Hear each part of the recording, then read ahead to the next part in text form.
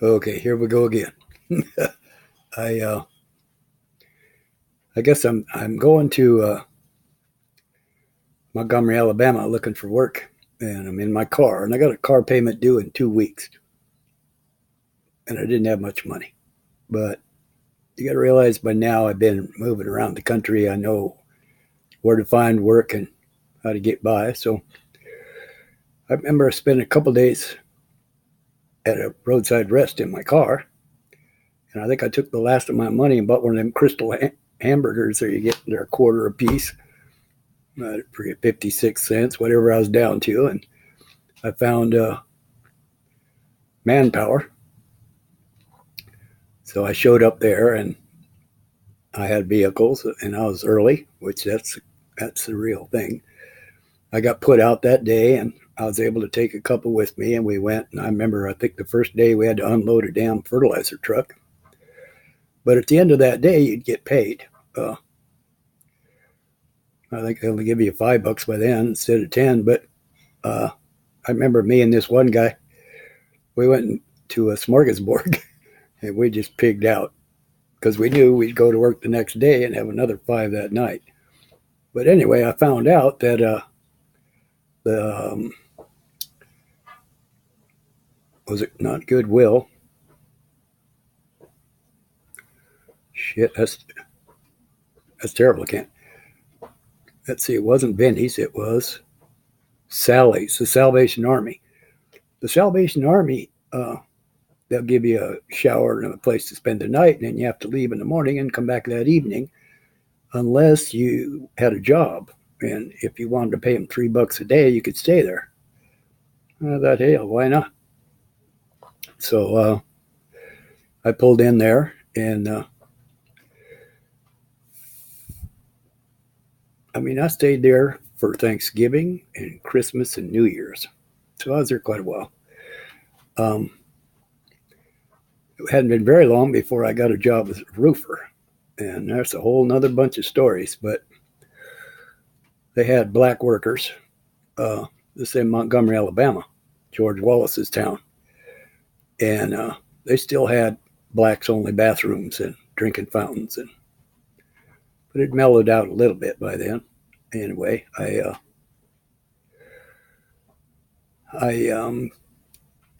got a job, and within 2 weeks they made me a foreman and gave me my own crew. In fact, let's see if I can find that right quick, because I wrote him a little letter that impressed the hell out of him. Let's see here.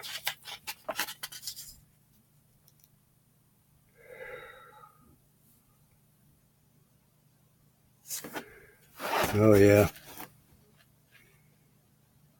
I I'm going to have to mention this other gal, Sharon.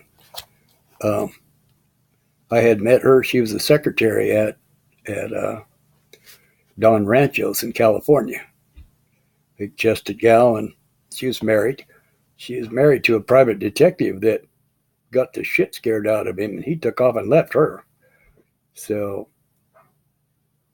we communicated a little bit. I think she invited me over for a meal or something, but she's married up.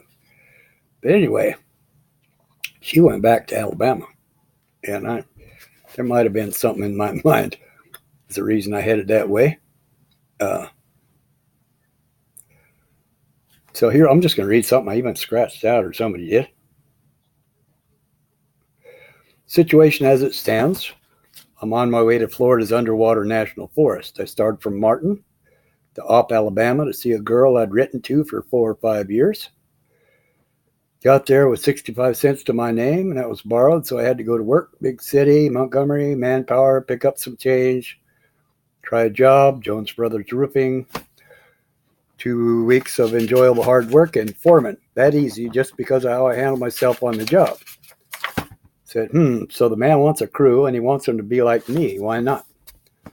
Going to take me some time and effort and thinking, but should be plumb easy, and I'm not going anywhere important or have any goals in the near future.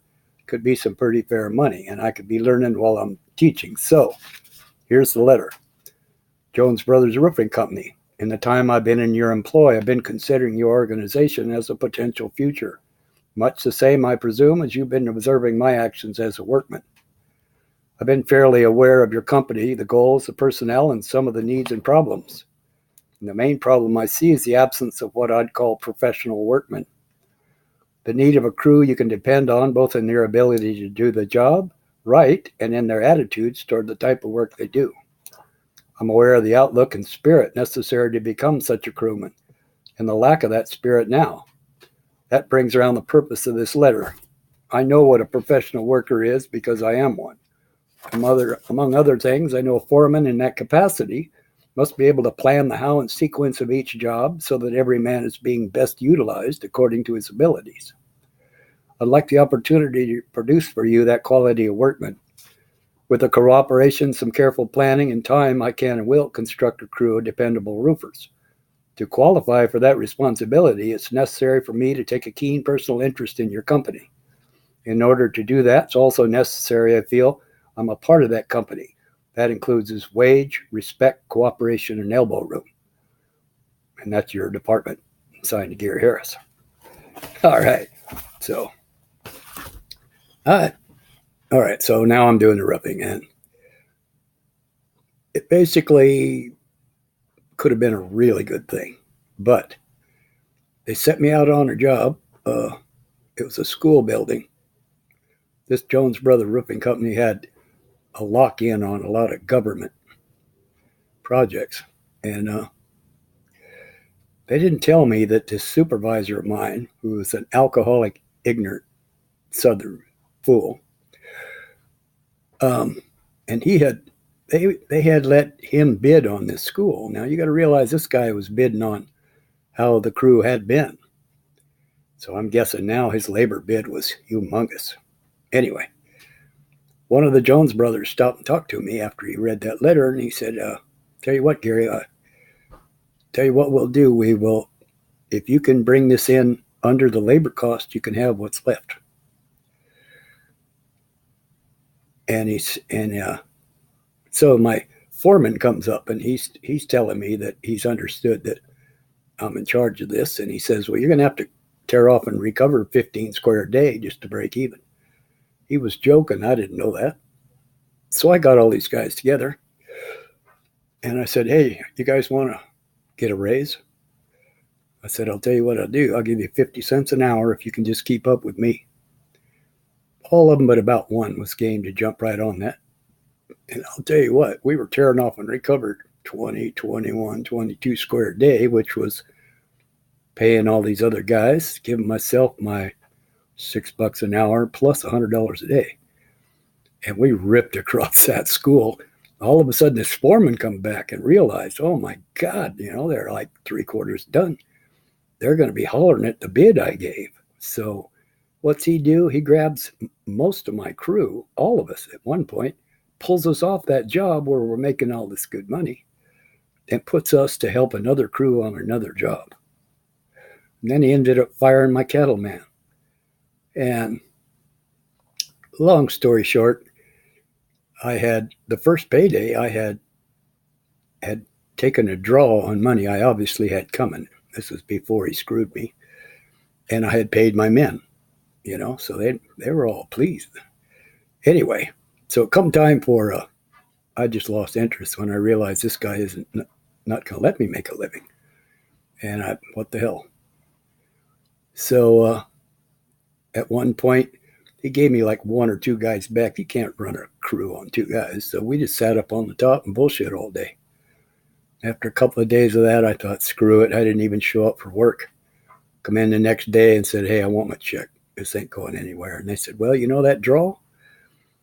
That about covers your check. And so I walked out and snatched the bid sheet off the board. And I said, you suppose this superintendent of schools would be interested to know that Wilson here told us to leave the copper flashing and the insulation if it was good? So there was some scurrying around, and they had me sign a piece of paper, and they gave me my check, and that I left. And Sharon, bless her soul, was a good-hearted woman.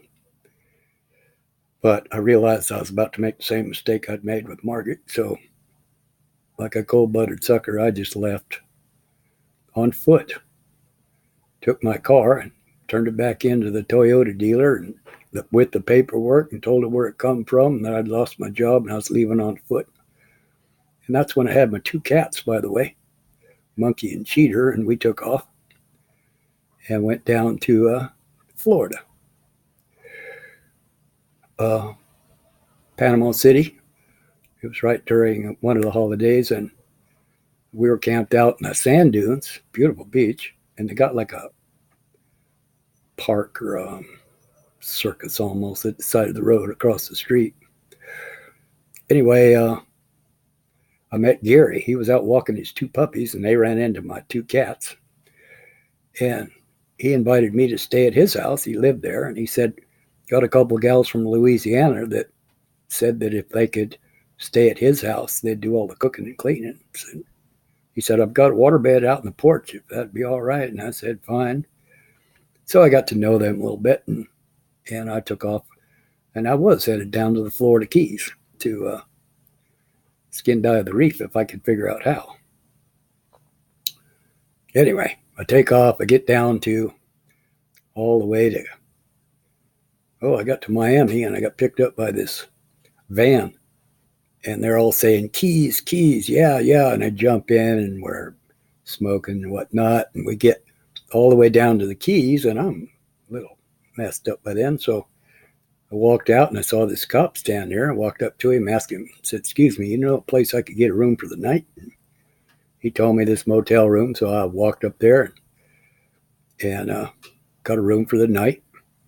Next day, I offered to do some groundskeeping around there if they'd give me another day or so, which they went for, and I pulled a lot of weeds and whatnot. And got to have a look around Key West, and I'll tell you what, that's an asphalt key. I mean, the only thing I really remember was sundown. Everybody stops what they're doing, steps outside and watches the sun go down, and a bunch of people gather at the pier as far as you can go. And also, they had the biggest damn cats I ever seen. I mean, I asked around, and people weren't that sure why, but it was either the rats coming in off the ships or the fish. Whatever it was, they had some pearly burly cats running around there. Dogs don't chase cats in the Key West anyway. Anyway, so I headed back. I wanted to get back into what I was hoping for as far as keys go. And I got back to Grassy Key and got out. I was hitchhiking and went in, got some groceries. And then as I'm walking, I see this Jeep trail. I knew the water was just past the trees there somewhere. And somebody had dropped a tree across so they couldn't drive. So I walked and hopped over the tree and went back there, and I ran into a bunch of hippies that had been camped there for quite a while. Some of them had grass huts built. Everybody was kind of running around naked if you felt inclined. And so I picked a spot close to the entrance and set camp. And I stayed there several days, met a couple of guys.